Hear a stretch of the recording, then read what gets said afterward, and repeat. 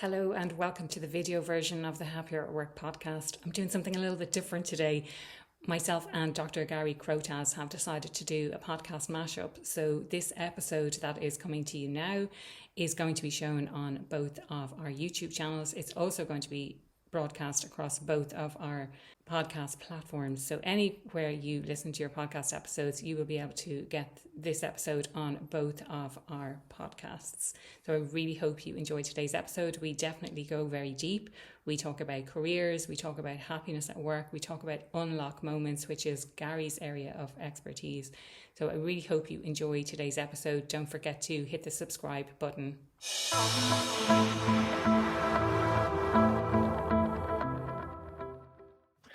Hello, dear listener. Gary here. Usually at this point, I say welcome to another episode of the Unlock Moment podcast.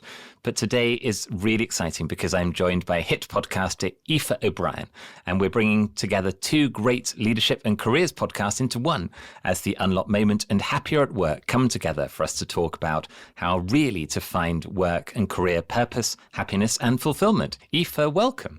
Thank you so much. I'm so excited for this, whatever we want to call it, podcast mashup or whatever it might be. But I'm so excited because there's no script. We don't know what we're going to be talking about. We have a vague idea. But yeah, really exciting. There's literally no script. So for people who don't know Happier at Work, tell us a bit about you and the work that you do. Yeah, absolutely. So I worked in corporate for almost 20 years. I was really ambitious. I always loved what I did. And I reached a stage where I stopped enjoying what I was doing. I started questioning myself. And this happened a couple of times in a couple of different organizations until I finally left without any sort of plan.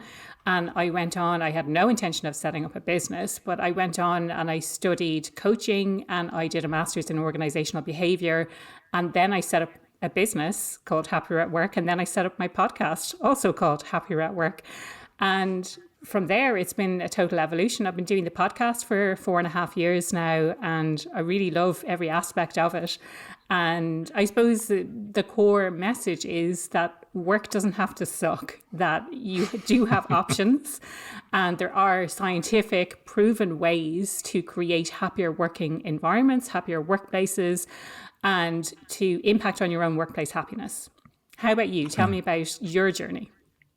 So, I go by Dr. Gary Crotaz because I spent 8 years in medical school many years ago, and I feel like I want to hold on to the rewards of the efforts of doing that. But I never practiced as a doctor. So this is around 20 years ago. I decided to do my first of a few career changes and switch out of medicine into the corporate world. Spent 10 years in consulting and 7 in retail, in senior retail leadership positions, and as my secret double life, I was a professional ballroom dancer as well. So I've always been somebody who's enjoyed a really variety of different things in work and home life. I've kind of followed my nose for things that I felt I had an affinity with, I felt I loved doing. I worried less about the big long-term plan, and I didn't really believe in sort of, let's spend 10 years being unhappy for the potential promise of sunlit uplands in the future. That's kind of been my path. In the pandemic, I finished a role in retail, and I thought I was starting to do some coaching then. And I thought, if I was my own coach, what would I say? And as I thought I would say, what's the bit of your working life that you love the most? And for me, it was one-to-one conversations with people talking about their development and growth. And so I started getting into professional coaching at that time. And then I wrote a book called The Idea Mindset, which is a book around sort of career and life development. So it's full of exercises and questions you can ask yourself to figure out your path ahead. And then when I published the book, about 6 weeks later, I felt a bit bored because publishing a book's such a full-on thing. And suddenly when you launch, it's like, now what am I going to do? And I thought, why don't I launch a podcast that kind of comes out of that? And that's the Unlock Moment podcast. And in my own journey, I'd had these moments of remarkable clarity when I suddenly figured out the path ahead. And I'm quite fascinated by moments in people's lives and careers. And I'm quite curious about people, always have been. And so I started to talk to people through the podcast about their journeys and what was a moment when they remember exactly where they were, who they were with, what they were thinking, when this unlock moment happened. Over the course of the last 2 years, and we've put out 130 odd episodes so far, I discovered that the unlock moment really talked to purpose and fulfillment in a very deep way. And one of the reasons why I think we're in this conversation is because we're both talking about happiness in similar ways, different ways, through different lenses. It's so important today. And I think post-pandemic, people are really, waking up to the importance of feeling a sense of purpose, feeling a sense of fulfillment at work. So that's kind of been my journey. So now it is, I spend a huge amount of my time doing speaking and podcasting around the unlock moment, and also a lot of coaching as well. Yeah. Something that struck me, Gary, about what you said was this promise. So you were saying you were waiting because there was this promise and you were in this situation for 10 years. And I think so many people can relate to that. So, there's the carrot that's always dangling. It's this next promotion, it's a pay rise, it's a big project, it's a big opportunity. And we hold on because we think that thing is coming. And it's often at the expense of what's going on for us right now. And we make terrible decisions because of that. Do you want to kind of elaborate on that a little bit? Well, Marshall Goldsmith, who's often ranked as the world's #1 executive coach, came on the unlock moment and talked about a concept in a book he's written called The Earned Life, which is his book around reflecting back on his life. And he's older and wiser. And he said, what I realize now is there's what I call the Great Western Disease. And he said, the Great Western Disease is I'll be happy when. Oh, yes. And I was like, that's it. That's it. And when you hear yourself thinking that, I'll be happy when I have more control over my life. I'll be happy when I have more money. I'll be happy when, I'm in a senior management position. I'll be happy when. In actual fact, one, you can be happy now, and that's more important. And two, you might not be happy when you get all those things. I think of all the people that I coach right now. Yeah. Well, it's so true. I can rank the people that I coach today in terms of, for example, what they earn. The ones who earn the most are often the least happy. Yeah. Actually. Because the pressure of, but you should achieve more, doesn't go away when you're in senior roles. Yeah. It sometimes accelerates even more. Yeah. And some of the happiest people that you might know might be people who are not in highly paid positions, not in positions of seniority, but they've got something figured out that the others haven't. And I think that's what Marshall's saying. He's saying that happiness is not tied to all of those things that societally we feel like we're supposed to be aiming for. And I think that's been my own personal reflection as well. The most I've ever earned was not in what I do now. The most I've ever earned was working in senior roles in retail. I'm much, much happier now because for me, happiness is around control, around fulfillment, around surrounding myself with the kinds of people that energize me, that grow me. That's really important to me. It's not about power, control, money. Control is in sort of the control of seniority in a job. It's not about that. It is about, do I get up in the morning and I think I'm looking forward to what I'm going to do today? I woke up this morning and I went, we're going to have this conversation. That's really exciting. Yes. And I have no idea what we're going to talk about. So I love that unscripted thing. I was talking about it on a recent episode on the Unlock Moment. We were talking about the power of being unscripted. And there's something in that, but it's different for everybody. Yeah, absolutely. What for you is happier at work? What does that mean for you? Do you know what? Because we're coming up on 200 episodes, I have been reflecting and I'm thinking more about what other people are saying happiness at work means from all of the conversations that I've had. And it's not 200 conversations. It's a little bit shy of 200 conversations because I do solo episodes as well.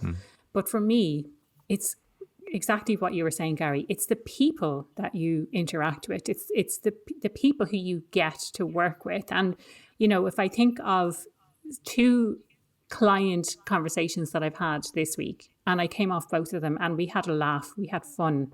And it was actually brilliant. And if I think of conversations that I have with potential clients, and you come off the phone and you come off the Zoom call and you think, I'd love to work with them, but at the same time, is this going to be a lot of fun? Is this going to be fun for me? So thinking first of all about the people, that's the first aspect.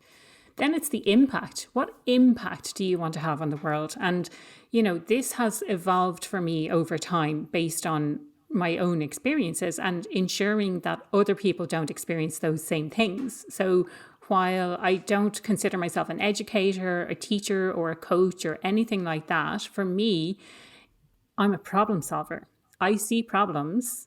Maybe I was going to say where they don't exist, not necessarily where they don't exist, but I'm really good at identifying problems and then coming up with solutions, finding solutions for those problems. So for me, that's something that particularly lights me up from a purpose perspective. And if I apply that from a happiness at work perspective, it's most people are not happy at work. How do I solve that problem of most people not being happier at work? And it's putting out the message about that. It's working with people, typically in groups. I don't do an awful lot of one-to-one stuff anymore, but a lot of speaking with organizations, a lot of training and workshops, and TBC, what this is exactly going to look like, but I'm working on a platform, on some sort of a technology solution to solve that problem as well, because I know that technology and especially AI can help us with those things.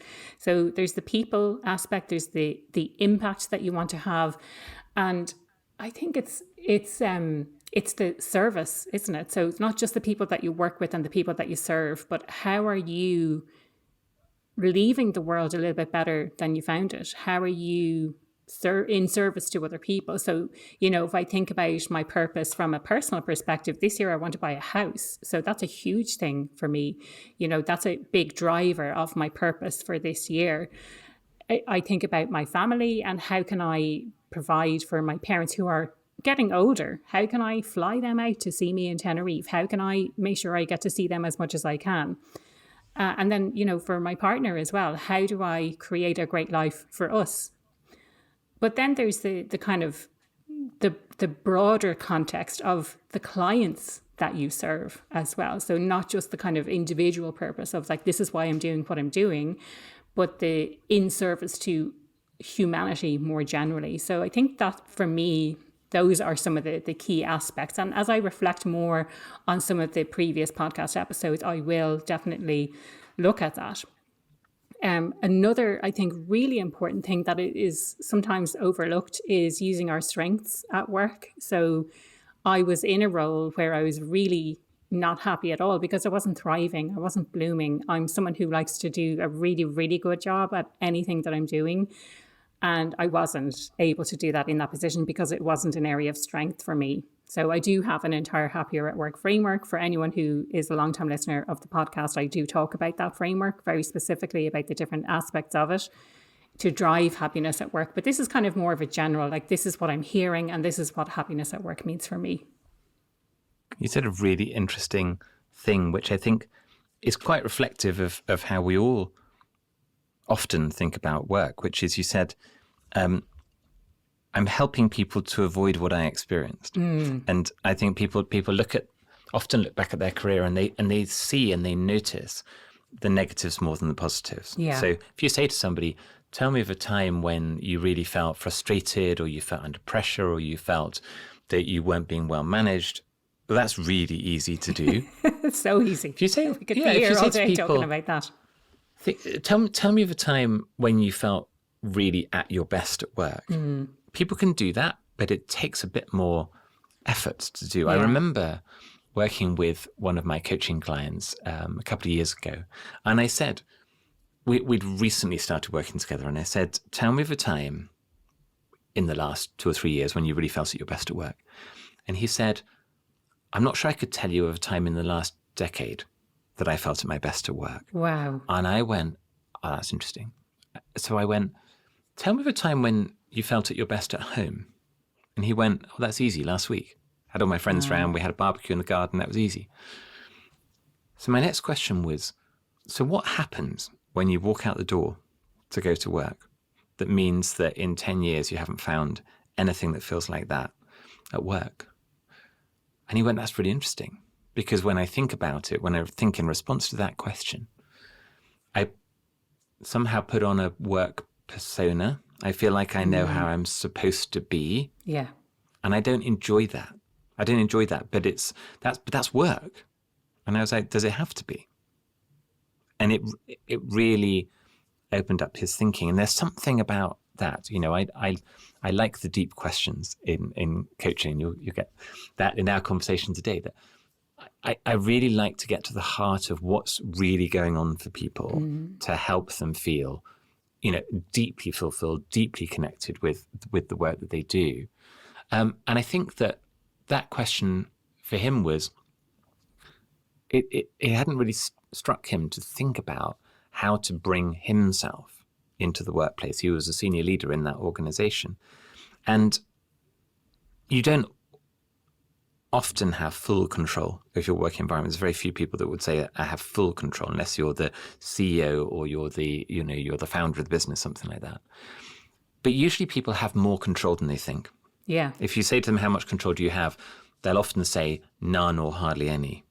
And then as they start to explore that, they go, actually, maybe I have more than I thought. Yeah. But I've never asked for help. I've never asked for that thing that really matters for me. I've never found a way to enter into that conversation. And maybe I could. Maybe I could find a mentor. Maybe I could buddy up with somebody else at work so that we can help each other. Maybe I could, connect more outside of the Excel spreadsheet and PowerPoint to really connect with people more as some kind of friends at work. Yeah. Those kinds of things are important. Yeah. And I'm doing some work at the moment with a cohort of very junior people in a team. So people who are in sort of executive assistant types of roles.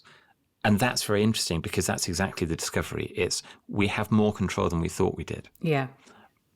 But it took somebody else helping us to see that for us to be able to feel empowered to take it on. Yeah, that's interesting, I think, in itself. And I'm really curious now about this person who for 10 years basically checked himself at the door on the way into to work. And I think it's so easy to say we shouldn't have to check ourselves at the door. But maybe I think between the two of us, if we have some examples to share around that, because I certainly remember I love to show up as myself at work. For anyone who knows me on a personal level, I'm a huge Simpsons nerd. I can turn any sort of situation into a memory of an episode of The Simpsons. I'm like, oh, that reminds me of this episode. And the same with film quotes and films, that kind of thing. That's who I am. And I do have a very strong recollection of showing up in that way in one particular place. And it was like everyone was sending around memes and it was really funny. And that was really great. Back in the day when they had those, the Walmart memes or something like that. And then doing similar in another organization. And it was just didn't really wash, or maybe one or two people got it, but not everyone. And it just wasn't that fun of a place to work. So I don't know if you have any examples to share around that of, it's easy to say you don't have to check yourself at the door, but actually sometimes in some organizations, maybe you do. I think it's a really interesting observation, a good observation. I think you do in some organizations. And then your question is this the organization for me? Exactly. If I feel like I'm not able and allowed to be the person I am. So, and I recognize the privilege in saying this, but, I've sometimes been a person who's said, it's more important to me to be able to be myself at work, even if that means that this is not a long-term career option for me in this role, in this organization. Now, lots and lots of people are not in a position to be able to be quite as bold and ruthless in saying that as I've sometimes been. But I talked recently in a conversation about a time when I was going to the next meeting, and in my head I was going, there's a thing that needs to be said in terms of talking about a real challenge that the business is facing into. It's real. so we should be talking about it. But it's very, very challenging for the organisation that we could be talking about it, and a lot of the people in the room are not comfortable with that level of challenge. But my authentic self says, I would feel wrong not to raise it and talk about it. At the same time, going into that meeting, I also knew that if I did, it would probably limit my career trajectory in that role. Not because it was the wrong thing to say, but because I wasn't playing the politics of there are times to sit on your hands and just keep things ticking along. Yeah. You know, my mindset, and this is a very personal thing, my mindset is, if it needs to be said, it needs to be said. Yeah. You know, and so I went into the meeting, we had that conversation, and the role didn't last for a long time. And I was okay with that, because I said, for me, I did the thing that I felt very clear that I had to do. And in my career path, I think that, you know, and again, there's some privilege, I think, in this that I've been lucky to be in places where if I have stepped off one conveyor belt onto a different one, didn't mean it was always successful, but I've been able to figure out ways to make that work. But I remember coming out of medicine and going, I have no idea whether I will be successful going into the business world, going into consulting, but I kind of back myself to do it. And there are moments when it's okay to stick your hand up and say, I'm not happy doing this. Yeah. I don't know whether jumping over the fence into the next field is going to make me happier, but I do know I'm not happy in this field, and I'm not happy in quite a fundamental way. This is not I'm having a bad week. It's not I've had a bad conversation with my boss, but actually it's all going to get better next week and go back to normal. It's fundamentally, I know deep down it's not a fit. Yeah. And that's okay to call out. Yeah. In my medical journey, you know, when I went to medical school and I was there 8 years, I was 7 years in before this thought, which I describe as my first unlock moment, this thought came into my head, which is, you don't have to do this if you don't want to. But I was 7 years in. How many years had I felt unhappy? A long time. But that unhappiness had never translated into, why don't you seriously explore doing a different career? It was always, how can I adjust what I'm doing to try and make myself happy in this case, medicine? Yeah. It's the sunk cost fallacy, isn't it? Converted into time. So you think if you've put in so much time into one particular area that you need to keep investing your time, but you have to consider, if I had the same choice today, would I make the same decision? You know, and it's something that comes up very, very often when I'm having conversations, like career progression conversations with people who are at some kind of crossroads, or they're approaching some kind of crossroads. And wherever you are, whether you're in your 20s, 30s, 50s or 70s, you always feel like the time to make change finished about 5 years ago. And you always feel a little bit like, I'm past it now, it's too late. Yeah. Yeah. I was talking to somebody recently and he said, you know, I've invested so much. I've spent my whole career in this specialty. I've become successful, but I just don't know whether I love it. But, you know, I've invested so much to get here. Yeah. And I said, can I ask you a really impolite question? How old are you? And he said, late 30s. And I laughed and I went, you've got so much time ahead. Exactly. You've done some great stuff in the first 15, 20 years of your career. And now you've got another 20 to 30 years ahead, whatever that looks like. What do you want to do with that? You know, I switched careers from medicine to business in late 20s. I switched careers into retail for the first time. My late 30s, I became a coach and podcaster in my mid 40s. And I've coached people in their 50s, 60s, 70s who've gone, well, what do I want to do the next chapter of my career? Exactly. And that's a really sort of freeing thought. There's a big thing here around freedom, actually. You know, happiness at work is about finding that freedom. And sometimes the freedom is to be able to package up that last chapter and say, I enjoyed doing it, or I enjoyed parts of doing it, or I've completed what I wanted to do with that, and that's okay. What would I like to do next? And in that, what would I like to bring across from what I've done before? Yeah. And what would I like to leave behind? Yeah. And it's as simple as that, actually. Yeah. When you came out of that sort of corporate environment, what did you bring with you and what did you leave behind? Really good question. I'd love to kind of pick up on a couple of things that you said and reflect back, because I've had those conversations, and then we'll get on to that question if it's okay. But in relation to this time thing, and I had a conversation a few years ago and someone said, well, I'm thinking of studying this thing, but I don't know if that's what I really want. And it's going to take me 2 years to do that. And I said, those 2 years are going to go by anyway. And at the end of those 2 years, if you've done it, it's either I know that this is what I want to do, or I know that this is not what I want to do. And at the end of those 2 years, if you haven't done it, you're still going to be wondering. You're still going to be wondering. And, you know, this idea of time, and it's never too late. Like, I hope to be doing stuff that I really enjoy until I retire, because I'm not waiting until I retire to be happy and to travel the world. I have traveled the world already, and I continue to travel the world. You know, I'm doing stuff now that makes me happy, things that I enjoy.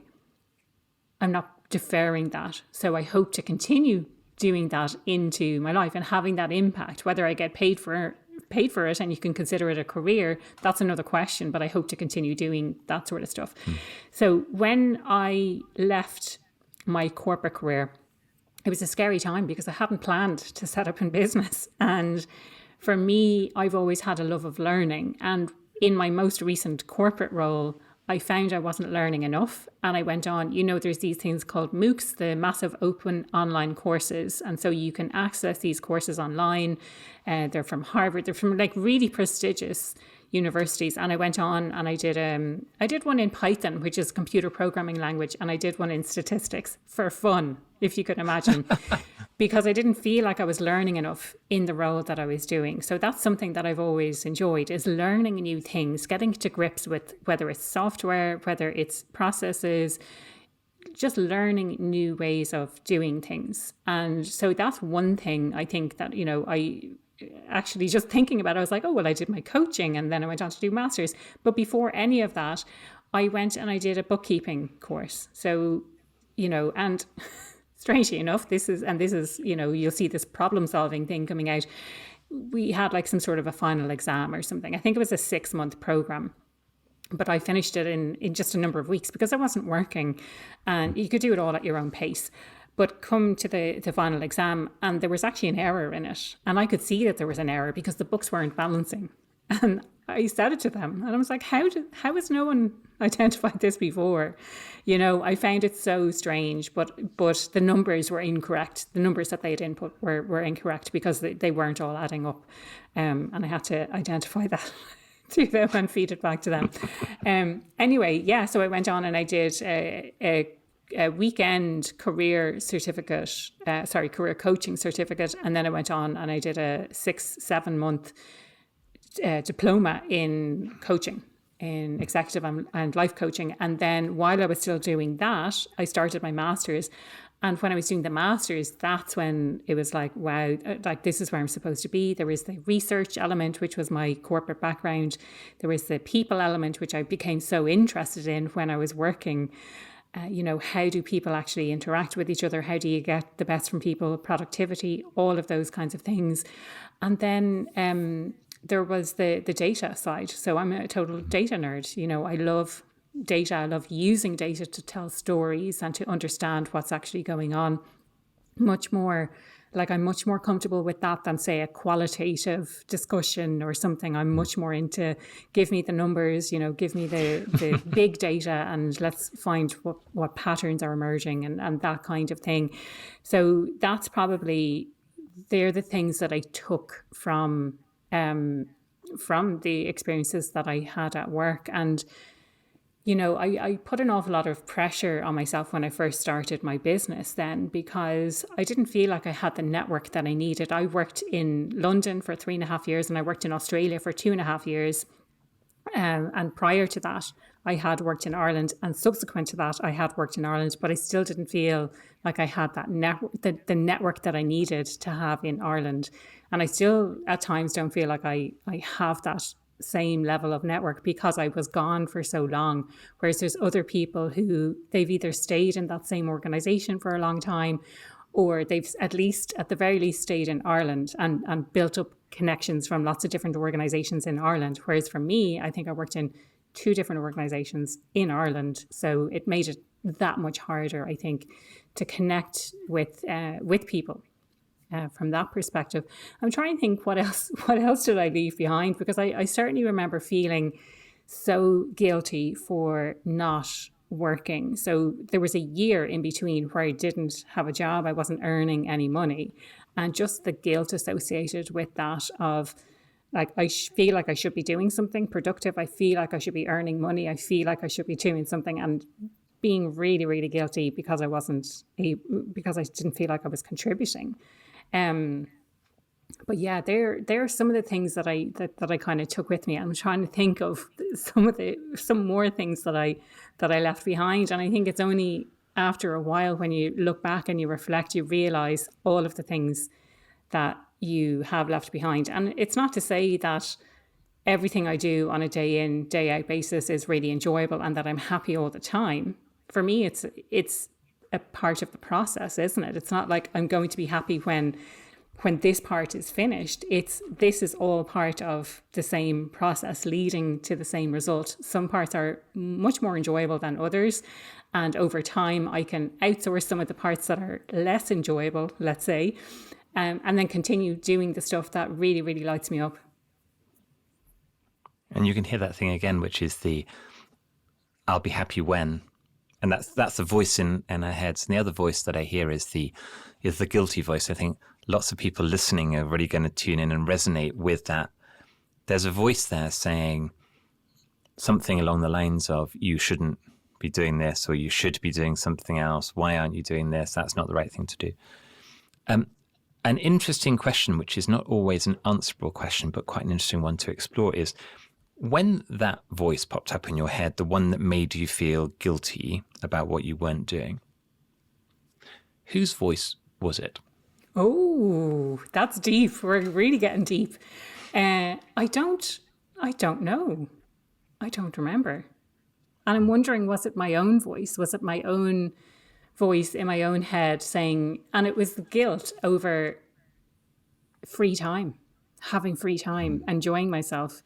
And I have a very strong recollection of sitting in the back garden and reading my Kindle and thinking, I should be working right now. I should be doing something productive. And that's probably, if we go a little bit deeper into that concept, one area, because I do enjoy what I do and the stuff that I do enjoy doing, and I'll keep doing it. And I find it so hard to switch off. So maybe that's kind of tied up with all of those things, that I should always be doing something that is productive, always be doing something that has an outcome or has a purpose, rather than just idle time where, like, I'm not earning money from this, or I'm not doing this for a particular reason. I'm just relaxing and not doing anything at all. And from what I see from people who I speak to, this is a huge thing. And maybe we can kind of explore that as a concept more generally as well. The idea that work in the sense of the number of hours that you put in and what you're actually producing. So work, and the example I always think of is, and this was a friend of mine, it wasn't a client, and she said, I think I worked a couple of hours extra on Wednesday, so I think it's okay to knock off a couple of hours early on Friday. Makes sense. But that's a real exchange of time for money, as opposed to what are the outcomes we're trying to achieve here? Did I achieve those outcomes I set out to achieve on Wednesday? Did I achieve those outcomes that I set out to achieve on Friday? And did I do it by 12 o'clock? Did I do it by 2 o'clock? Because does this person work on a production line in a factory? Yeah, exactly. Because that's what it feels like, and lots of people do. And in those kinds of roles, number of hours equals productivity pretty much, give or take. But for many, many people, it isn't like that at all. No. And I remember watching recently an interview that Jeff Bezos had given, CEO of Amazon, or ex-CEO of Amazon, and he was saying, I know what time in the day I am at my best, and I do my best Yes. thinking, and I make Yeah. my best decisions. Yeah. So I schedule the meetings on the big stuff to be at whatever it was, 11 o'clock in the morning, Yeah. because that's the time when I'm at my best to be able to do the right thing Yeah. in that context. So he's very intentional. And I was talking to somebody recently about, they were feeling quite overwhelmed in a bigger role. And they was like, I'm busier than ever before. It's more overwhelming than ever before. And I said, can you think of people who are in even bigger roles than yours and they manage better than you're managing right now? What do they do to manage better? And it is that intentionality about they're very good at knowing when they're at the best. They're very good at knowing what they need to be doing and only they can do. Yeah. They're very good at knowing what they don't need to be doing and somebody else could do, or it doesn't need to be done at all. Yes. And I'm thinking of you sitting in the garden reading the Kindle. I'm going, my question is, well, what were you reading? And how was that building and growing you? Yeah. Or equally valid, was that literally the downtime, which helps you to be balanced and helps you to be at your best at other times? And this is something I'm not very good at. My wife will tell you that I need to get better at switching off, because I'm so interested in so many things. I do end up going, it was all very interesting, but I also didn't sleep enough. And therefore, I'm not at as much as at my best as I'd like to be.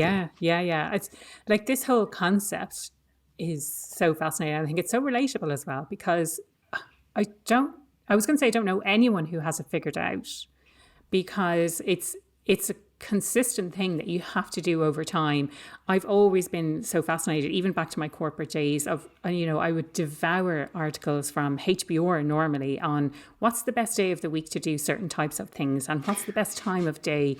And that was the extent of my knowledge. And I think as time has gone on, I've learned a little bit more about those things. But really, fundamentally, it is, going back to your earlier point, Gary, it's knowing what stuff needs to be done, what stuff could potentially be delegated, or what stuff doesn't actually need to be done at all. You have that on your list. It's busy work and you haven't taken the time out. And I say this not as a preachy way. I say this as I need to learn this lesson as well. So you kind of say it you need to take that time to really identify what are the top things that I need to do and how can I show up at my best to do those. So at what time of day do those things need to happen? The other thing I want to illustrate is that our work is never done. I think we feel like we're going to get to a stage where we're like, right, I've ticked everything on my to-do list today. But if you finish early, let's say, or if you get everything done, you have 3 things to do, you can always bring in 3 more things from tomorrow's work or from the future. And there's always going to be more stuff that you could be doing. And again, not from a preachy perspective, because I don't have this all figured out, but it's consistently doing that analysis of what really needs to be done here. How long is it going to, but this is the hard one as well, which I struggle with. How long is it going to take? And when is the best time of day to actually do that for me? And again, speaking from a place of privilege, because I control my own time for the most part, and I can open my calendar when I work at my best when speaking with other people, for example. Not everyone has that privilege. And, you could be back-to-back meetings. This is another thing that I hear a lot. You're in back-to-back meetings, which basically the result of those meetings is more work, but then you're in another load of back-to-back meetings and you don't have time to do the work that needs to be done. So again, it's identifying what really, really needs to be done here. And, we could have probably a whole other podcast episode about meetings, but do I really need to be at all of the meetings that I'm attending? Going back to your earlier point, you have more control than you think you do. Are there things that you can decline? Are there things that you can send someone else to instead? So here's a provocative point of view. Being happy and what we do are 2 fundamentally different things. But we feel like one begets the other. And I don't think it does. Yes. So back to the I'll be happy when, Yeah. I figured out how and when to do the things that I need to do. A different way of thinking about it is, are you going to choose to be happy or not in what you do? Because there's always going to be stuff. Deep. There's always going to be chores to do. And it's so important. And, you know, and I acknowledge your point on privilege, but it is also very much a choice. You have chosen to set your life up the way you have. Yeah. That is not a easy thing to do. It's probably a relatively higher risk thing to do compared with other ways you could set up your life. So you have chosen to do that, and maybe not everybody can choose to do that, but many people who would feel themselves unhappy in where they are at the moment, one of their options, not necessarily the best option, but one of their options is to do what you do, you know, or to do what other people who've made other choices have done. And I think that one of the things that I've learned over the years is the sense of, you think that there's some solution that you haven't found yet, or you haven't made your way there, or somebody else has found and you're a bit jealous of what they've got. And if you only had that, you'd be happy too. It comes back to the, you can choose whether to be happy or not. Yeah. And it's in the moment now. You know, Marshall Goldsmith said, the only place you can be happy is right here. Yeah. And the only people you can be happy with are the people you're in conversation with right now, i.e. me and you. The only time you can be happy is now. Yeah. That's the time. Yeah. And I was like, it's deep, but also so clear. Yeah. So clear. Yeah. You know, so my challenge to people listening is, if you feel that you're not happy now, what would need to change now for you to feel that? And that might be a practical thing. It might be an emotional thing. It might be a letting go thing. I talk sometimes about an idea that I call a post-it note moment. And this comes from one of my own career stories. And I can't tell you where I was, but I can tell you the story. I was in a meeting with my boss at the time. And it was the kind of meeting when it wasn't going well. And I came out of the meeting room and I walked past my colleague's desk and I picked up a post-it note and I wrote, "I'm leaving." And I put the post-it note down and carried on walking along the room. And she came up to me and she said, "Oh, when are you going? Where are you going? Well, you know, what's going on?" I said, "I don't know. I don't know when I'm going or where I'm going, but I know I'm leaving. And it might be now, it might be in 3 months' time, it might be in a year's time." When I reflected back on that, the freeing moment was, I know that this is not my long-term destination. So a thing I can let go of immediately is all of the worry and concern about playing the politics correctly to establish myself in the right dynamics such that I can progress my career here. I stayed in that role for another 6 months. And in that 6 months, I was the happiest I'd been, because I came into work to do a good job, to do the job I was there to do in my job description, whatever, with the people around me. And I was very committed to fulfilling my values and purpose in showing up and doing my best. But all the stuff that was frustrating, I just went, well, I didn't mind about that, because at some point I'm not going to be here anymore, and that's okay. And I wrote about this idea of this post-it note moment, a moment when you know that this isn't your long-term plan, and you can let go of all those things that you hate, but you feel like you're holding on to doing. And I've spoken to people on the podcast. You know, there's a guy came on very early on called Michael Lawrence, who's now a sort of coach and facilitator in the US. And I said, when was a memorable moment in your career? And he said, I remember leaving my job, quitting my job, walking out of my job. You know, that was very fulfilling. And I said, when was your unlock moment, which is the moment when you knew a thing you didn't know before? He said 6 years before that. He said 6 years before I knew I was going to leave. I just didn't know when. I didn't know how. I didn't know where I was going to go. And I didn't have yet what I needed to be able to move on. But I knew. And so when I talk to people about the unlock moment, it's very different from when is the moment you remember, which is often the moment you walked out the door, or the day you got married, or the day you had an argument with somebody, whatever. Sometimes that is also your unlocked moment. But the unlocked moment is often quite an inconsequential situation, looking out the window, walking the dog, doing the washing up, when suddenly something becomes remarkably clear to you that was previously completely fog. And when you find that moment, it gives you clarity. You suddenly let go of things. I let go of 7 years of the pressure of medical training and the pressure of, well, you've done all of this. It's your duty to be a doctor. Yes.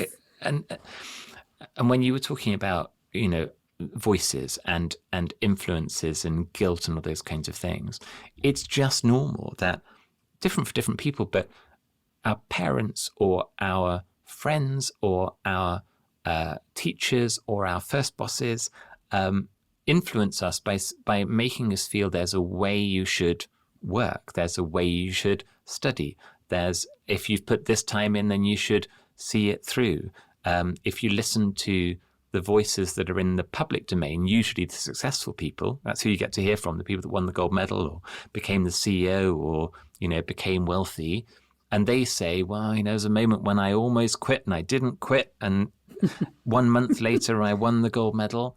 And therefore, you shouldn't quit either. Yeah. And I sit there going, well, there are moments in your life where you are down some dark, dank tunnel with a rusty teaspoon, digging away at the end of the tunnel, hoping that you're just, a few inches away from the pot of gold. And maybe you are. And the people you're going to hear from are going to say, I almost quit digging with my rusty teaspoon. And then 1 moment later, I hit the pot of gold. So keep digging. And I'm sitting there going, okay, you're in this field, in the tunnel, digging with your rusty teaspoon. What if the pot of gold's actually in the next field?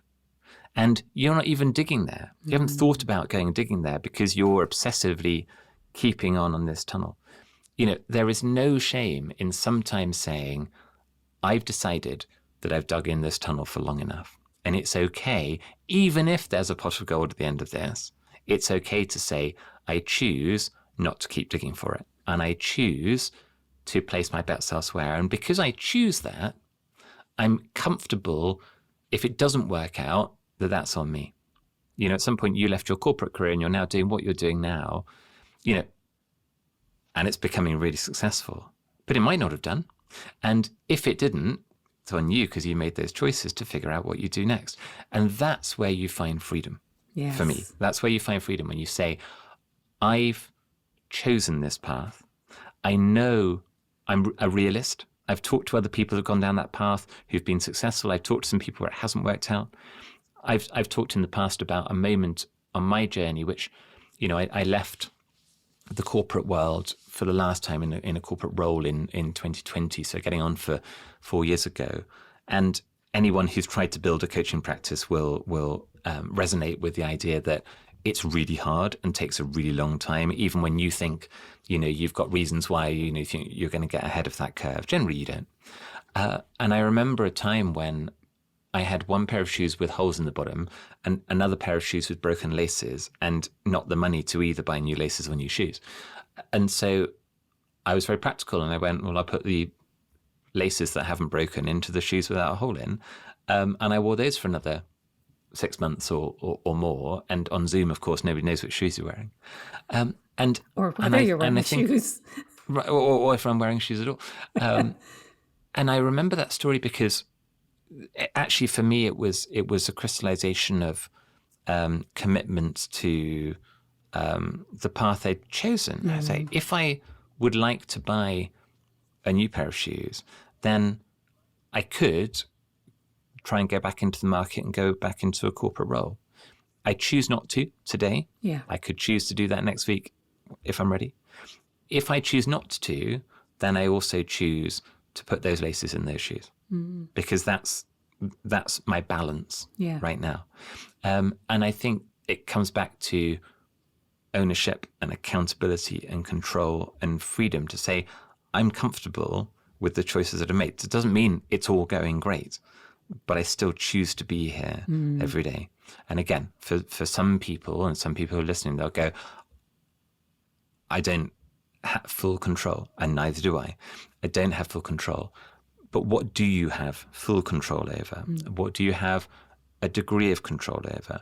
Where could you get more control than you currently have? Are there areas where you have more control than you think you do, but you've never asked for help? Very frequently, I talk to people and they say, you're worrying about whether you're going to, be in line for promotion next year, for example. Do you really know what the people who are going to make that decision are looking to see from you at the moment they make that decision in a year's time? No, I don't know that well enough. And how could you find out? Well, I could go and ask them. I could go and talk to them. And why don't you? I've never really thought about doing that. And suddenly they go and have that conversation, and the person might say to them, actually, you're doing fine. Well, that gives them control because they stop worrying about all the things they're doing wrong. Or they'll say, I think there's 2 areas for you to focus on over the next 6 to 12 months. Well, that gives them more control because now they've got a clear plan. And let's check in again in 6 months' time, see how you're getting on. Well, that gives them more control because they feel like they're on a path and people are supporting them and helping them to get there. And I don't know even whether it's usually, but very often when you ask for help from good people who care about you and your progression and development, they will help you. Yeah. And they will help you find control. Sometimes I talk about the dance world where we were professional dancers. My wife and I met to dance together around about 20 years ago now, just under 20 years ago. And we started out sort of, taking lessons on a weekend and going to the odd church hall and town hall in the UK to do little Sunday circuit competitions. And then it progressed over the years. We started traveling internationally and competing internationally. And then we started training in Italy in a high performance group of competitive ballroom dancers. And I remember traveling to places like the Czech Republic or Albania or Bulgaria to compete in amateur and then professional ballroom dancing competitions. And, we didn't have a lot of money in those times. We didn't have sponsorship for our dancing, so we had to take the money that we were earning and put it into our travel and our lessons and our, like the competition outfits and all that kind of stuff. And then we would feel a little bit sorry for ourselves that we didn't get to go on holidays like other people and didn't have, weren't living in a bigger flat or whatever it was because we were spending that money on our dancing. That was our choice.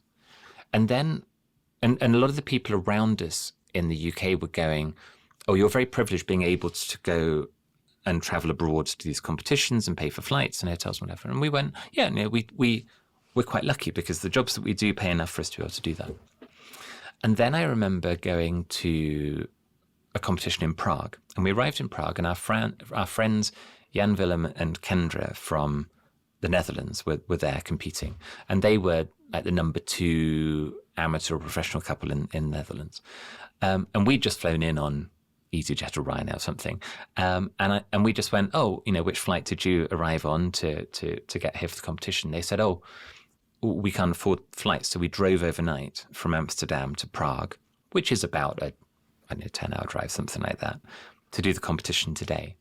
And we went, this was on the Saturday, and we went, but tomorrow you can get up late and drive back so that you're ready for work on Monday. And they went, oh, no, we're driving overnight tonight to Paris from Prague, which is another 10, 12 hours, to do the Paris Championship tomorrow.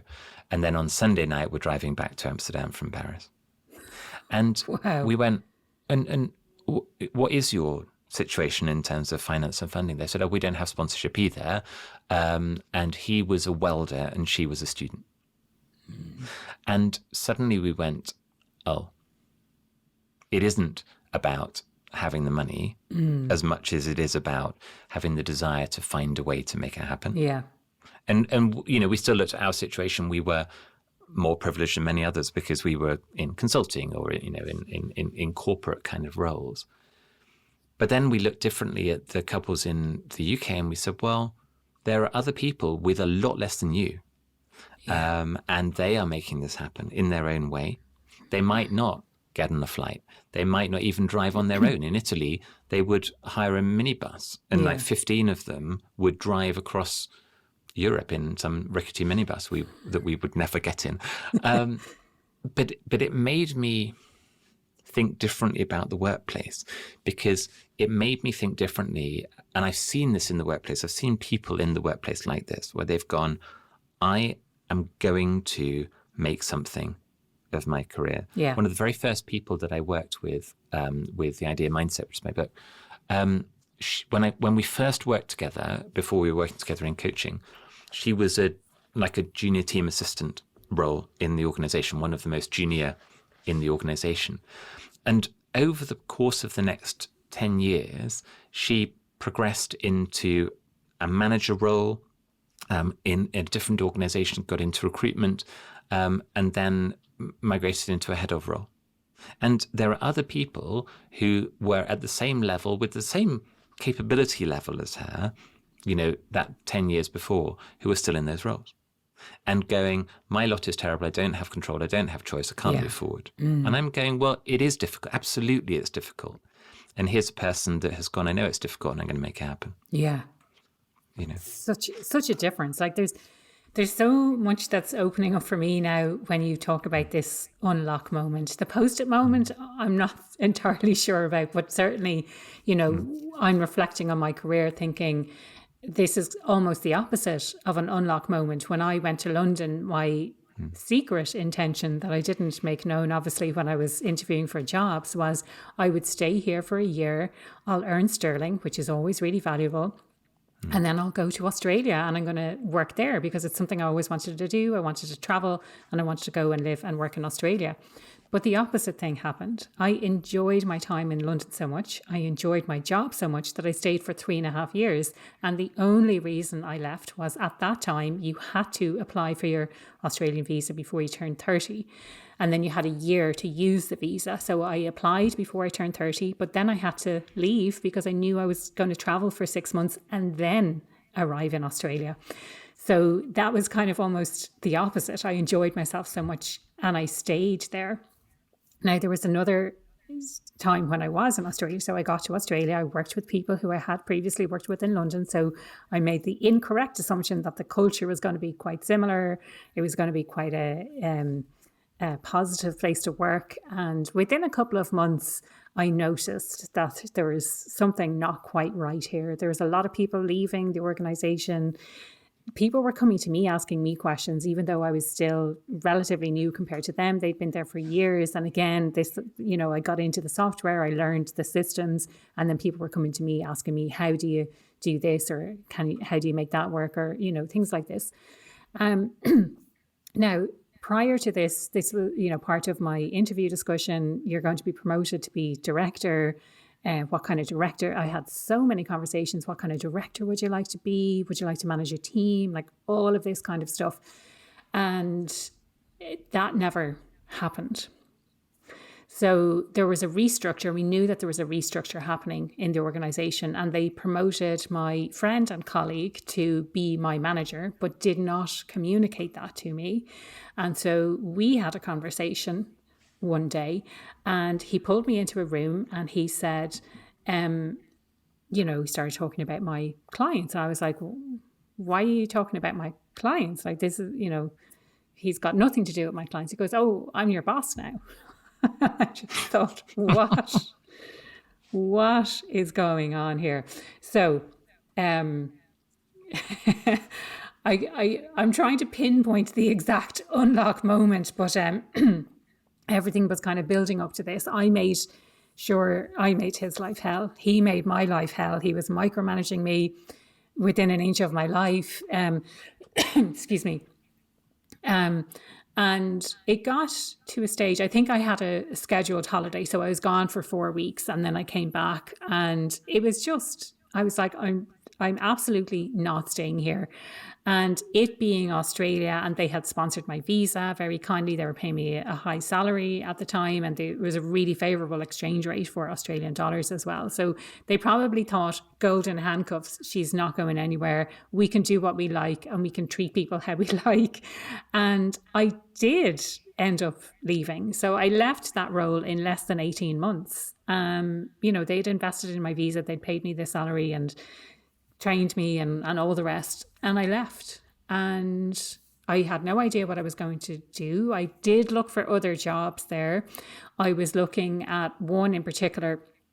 I went for an interview, and this was with a recruiter, and she was saying all the right things. And at the end, she said, and this is for a cigarette company. And I thought, no way, I cannot do it.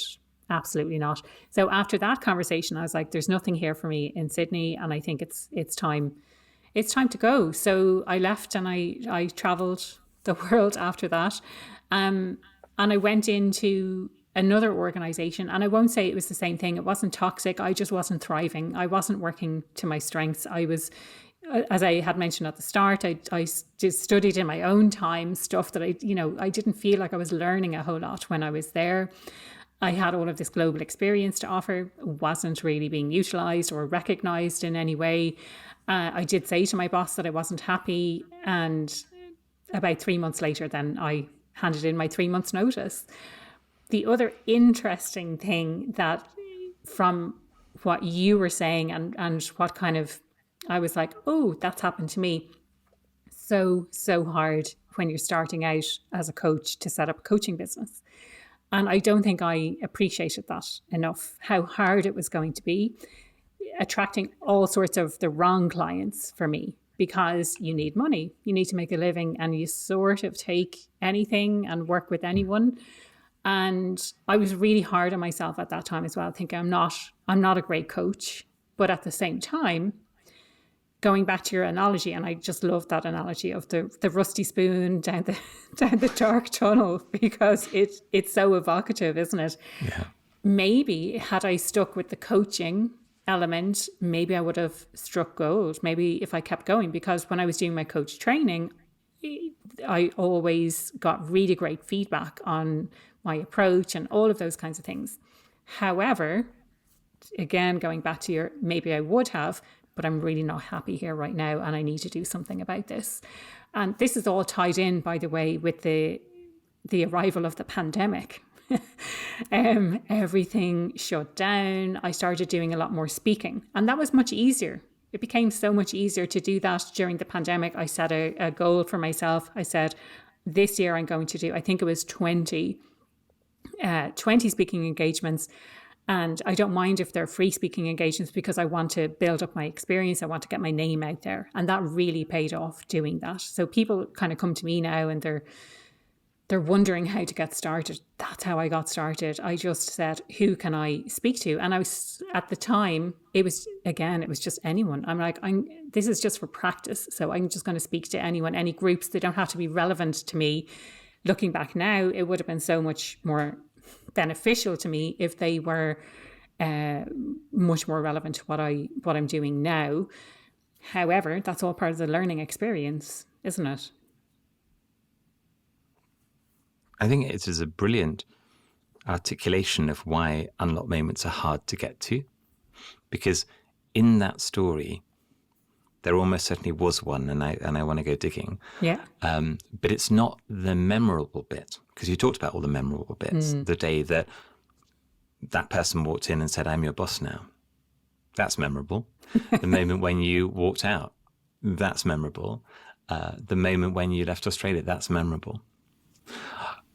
In that situation where it was a very challenging situation, you'd been overlooked for the promotion, or the other person had been taken from being your peer to being your boss, and it hadn't been communicated to you, and you're in this sort of golden handcuff situation where, there's lots of reasons why it was difficult to leave, and you did eventually leave. What was the moment when you knew you were going to? It's obviously somewhere in between where he told me that and I was having a terrible time. There was a time when I was on the phone to my mum and I was crying down the phone saying, this is awful. And again, going back to your earlier point of, do I want to stay here? And I really questioned, even when I was looking for other roles in Sydney, do I really want to stay in Sydney? Because, and again, I had this conversation the other day, you always want your CV to look at its best. And so if you move to a new role, you want to make sure that you're going to be in that role for 2 or 3 years. And I thought, do I want to stay in Sydney for another 2 or 3 years? If I'm being brutally honest, my overall experience of Sydney wasn't brilliant. I found it a little bit soulless. I don't know, is that because of my experience at work? And that's not to say anything bad about the people I worked with. For me, I made some really great friendships there. It was more at that kind of senior leadership level, let's say. But I called into question, do I want to really stay in Sydney? And do I want to stay, therefore, in Australia? Or do I call it a day here and say, now's the time? And I had a particularly challenging, let's say, meeting with my boss and his boss. So obviously I stood up for myself, being who I am. I went back to the senior leader who had made all of these promises. And I said, what's going on here? Because this is our conversation. And I even had it in writing from my contract saying we would expect that you to be promoted within 6 months. And he said, oh, well, really, he is just your supervisor. If you want to get mentoring, if you want to get to the next level, you speak to his boss, which then, like, for me, sorry, that he's just completely backtracked on everything. He's just exposed himself for who he is.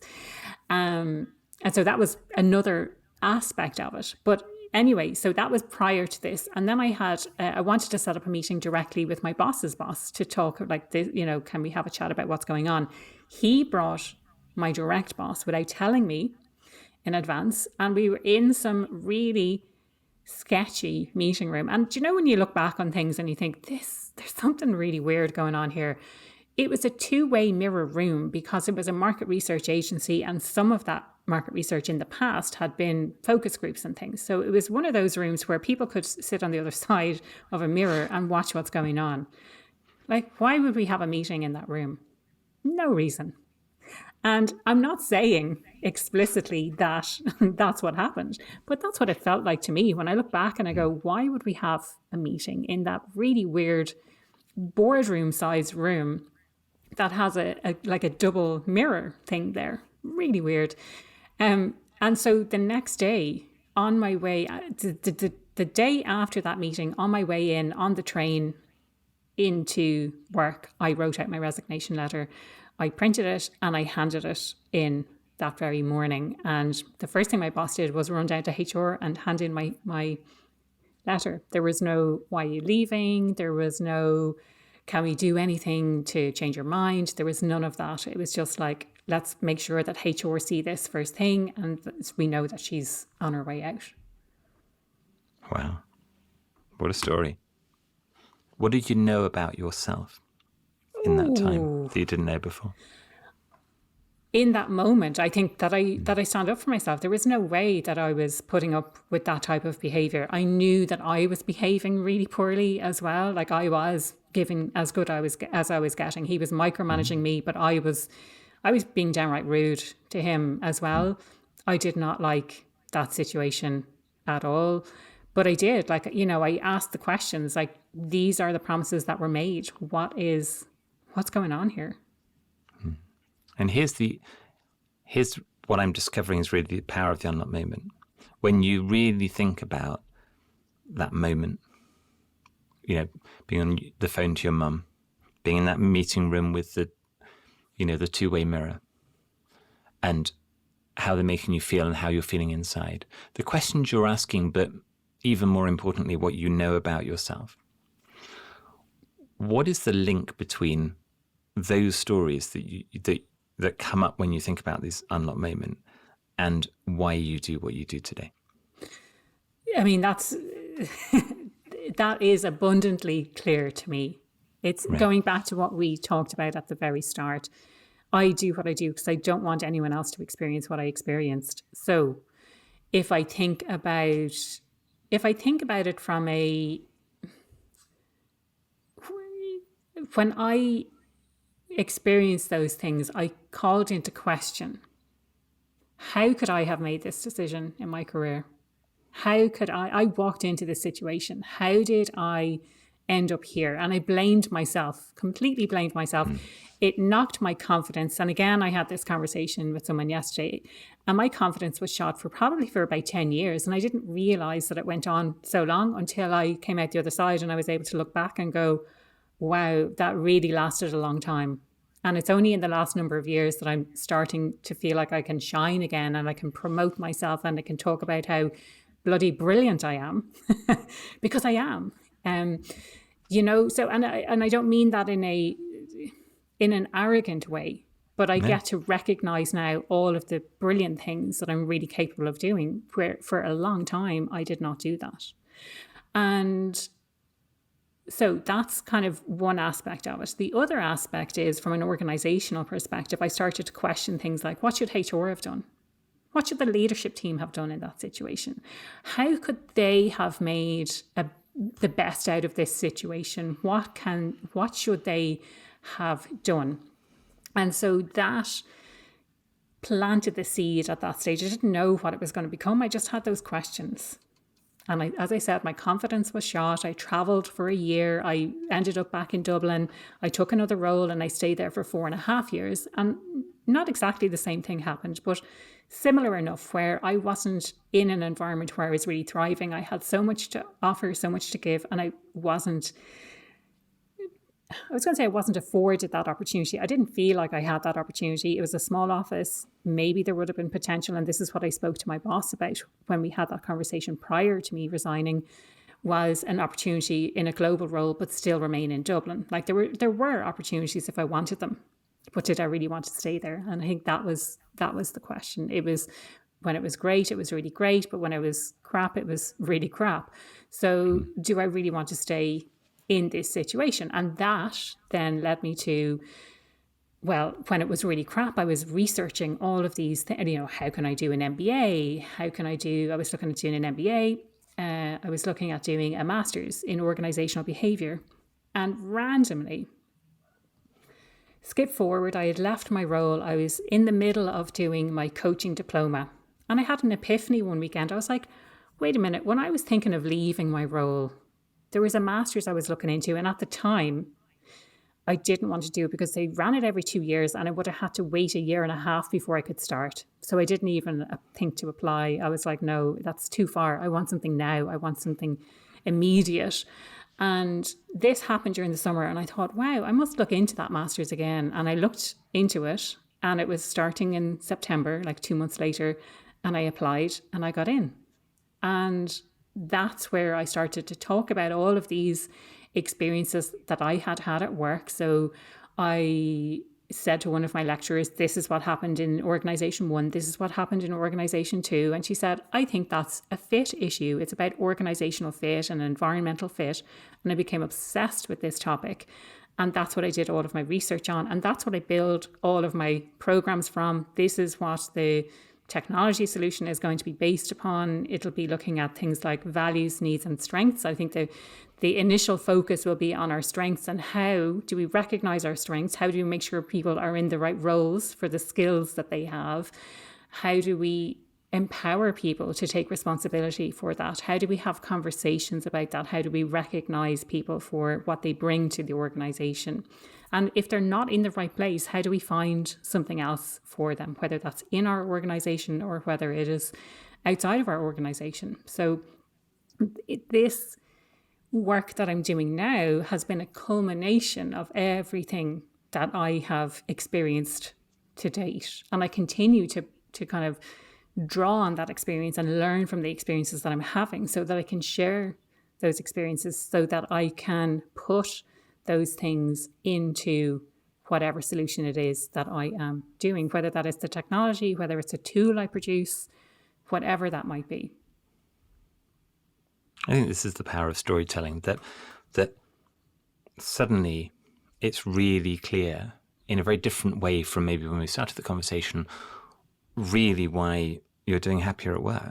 It's not because you want people to be happy at work, although you do. Yeah. It's got this rich, deep meaning to it. It's personal. Yeah.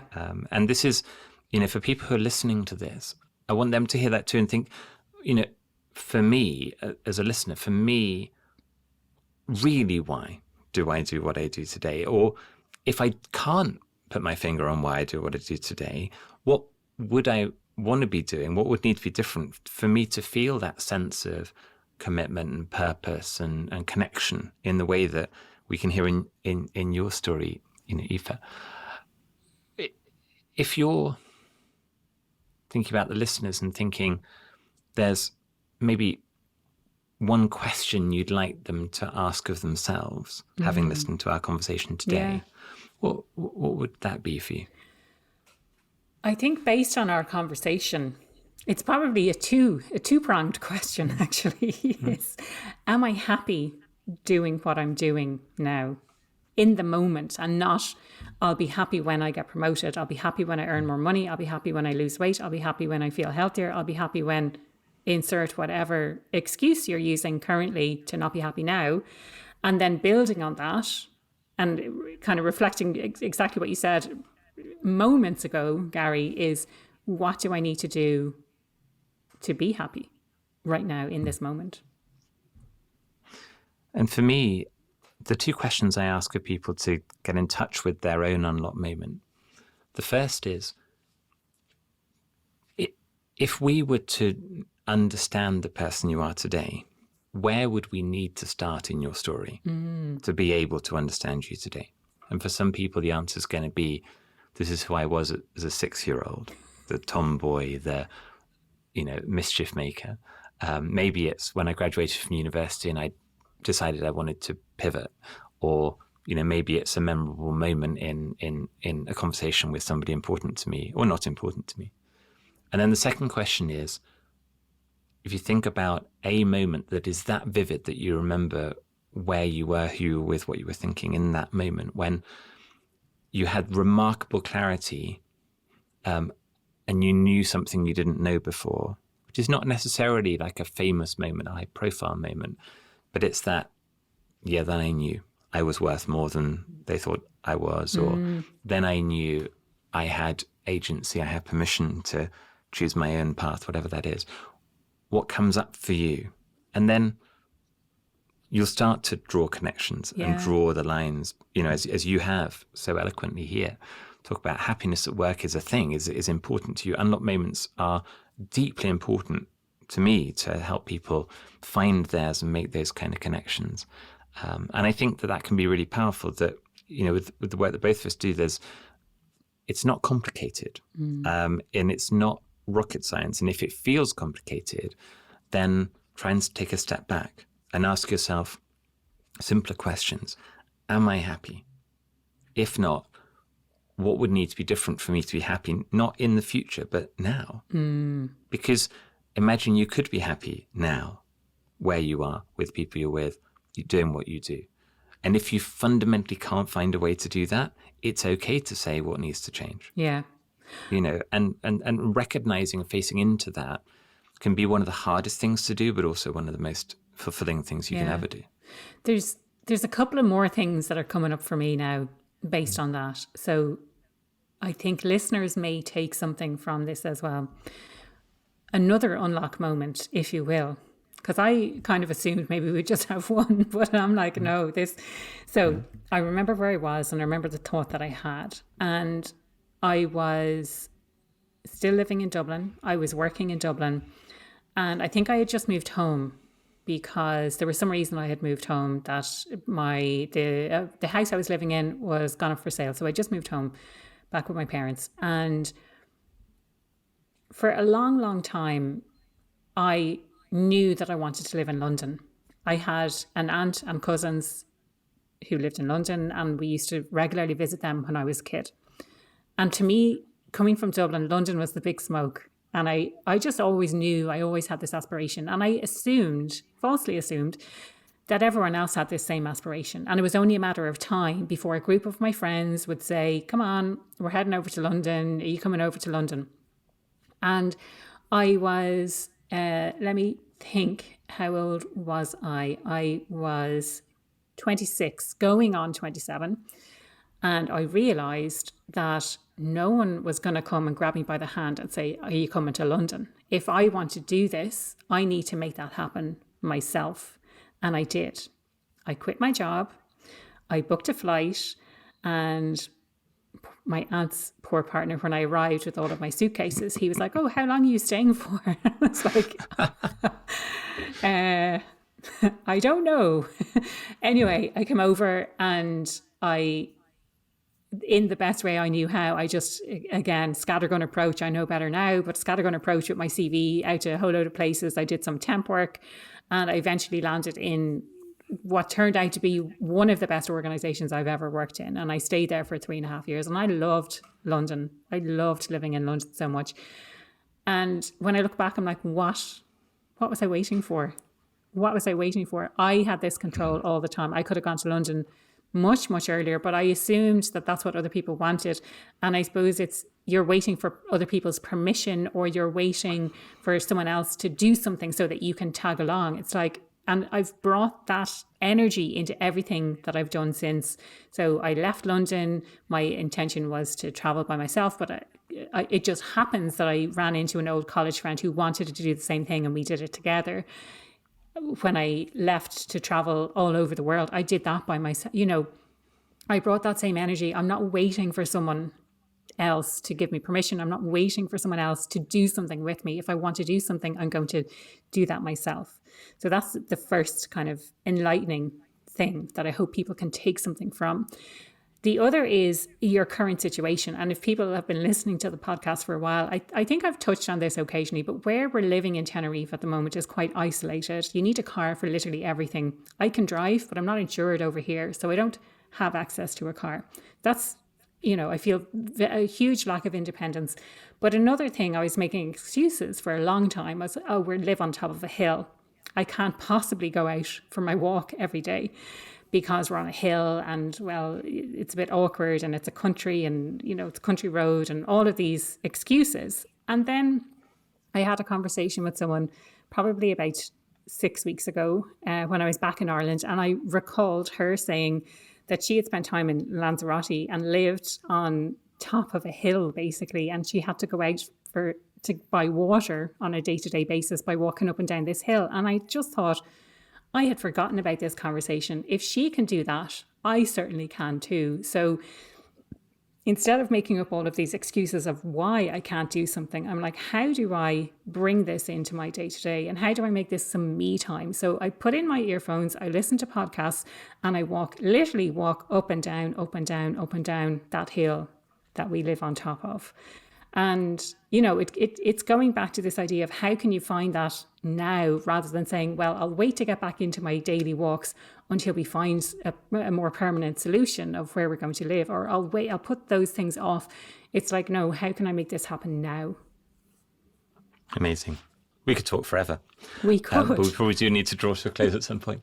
Aoife, how can people find out more about you and the work that you do? Absolutely. So the best way, since you're listening or watching a podcast right now, you can look up Happier at Work. So you should find that in whatever podcast platform you are tuned into. I'm also on YouTube as well, Happier at Work HQ. And my website is happieratwork.ie. So those are the best places to find me. The question I ask everyone who comes on the Happier at Work podcast, Gary, is, what does being happier at work mean to you? And this could probably be a whole other podcast episode, but maybe drawing from some of the insights from our conversation today. It's a great question. For me, and we've talked a lot about this idea, it's letting go of the materiality, letting go of the happiness that's to do with success. It's to do with role, it's to do with power, it's to do with money.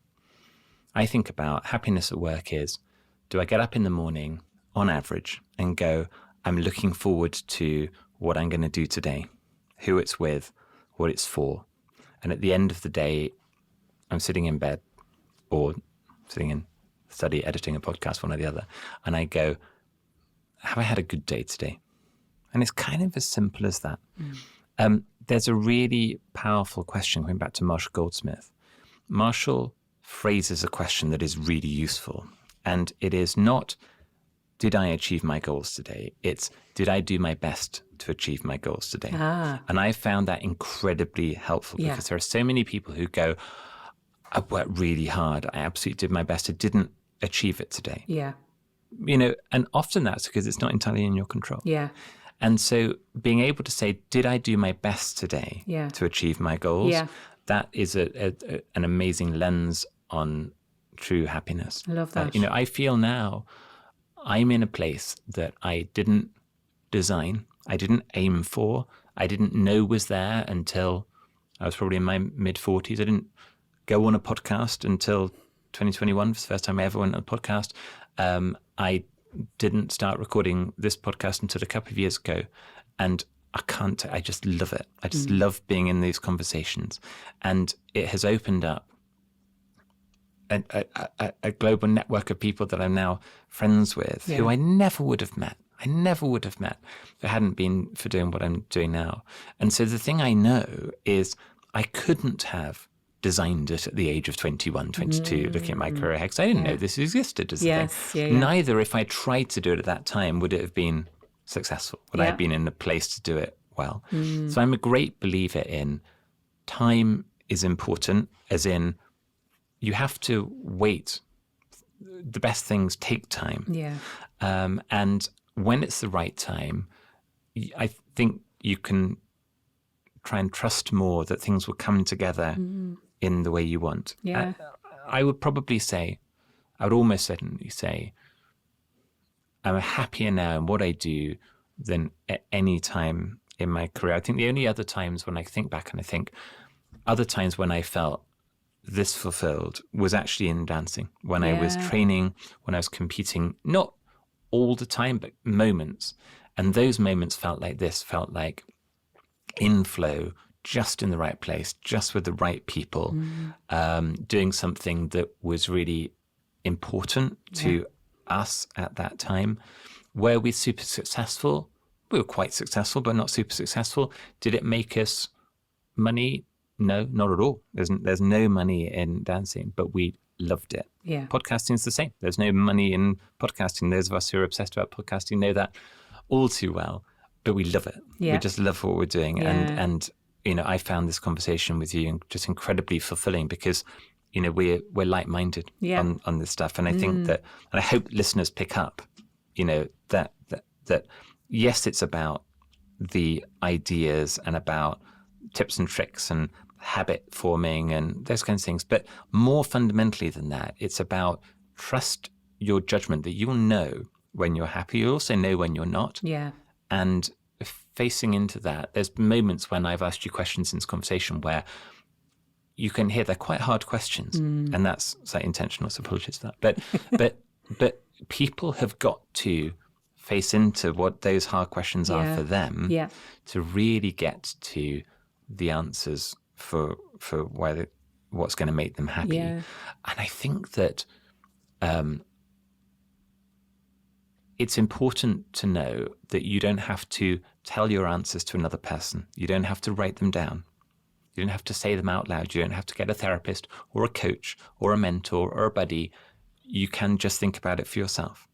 And those moments, there's a phrase that I talk about a lot in the Unlocked Moment, which probably will be a chapter heading in the book that I'm writing called The Unlocked Moment, that is very nascent at the moment. But it's an idea called alone with others. And alone with others, I've heard many, many times when people talk about their unlocked moments, they are surrounded by people who love them, care for them, support them, are advisors, are helpers. And also in that moment, the only person who can make the decision to do the thing that's going to change your life is you. The first time I heard that story was in a conversation with Oa Hackett, who was diagnosed with breast cancer at the age of 28 and went on after her successful treatment for breast cancer to found an amazing charity called Little Lifts, which makes boxes of the important things that people need when they're going through chemotherapy and radiotherapy for breast cancer and other cancer treatment.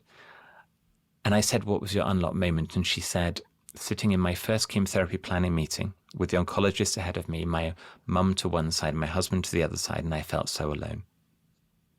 And I said, and what did you know in that moment you didn't know before? And she said, I knew I was strong enough to get through this myself. Wow. And that's the thing, that when listeners are thinking big fundamental questions, am I happy? It's only you. It's only you that gets to know the answer to that question. Yeah. It's the only you that gets to make the choices to change if you want to change. And my takeaway to people listening to this conversation is think about that for you. Yeah. And feel that you do have agency, you do have control. Other people might not agree with you. Other people might have a different opinion. They might say, keep digging this tunnel with that rusty teaspoon. You might go, I'm going to choose to climb out, go into the next field and go digging. Yeah. And maybe there's no pot of gold there at all either.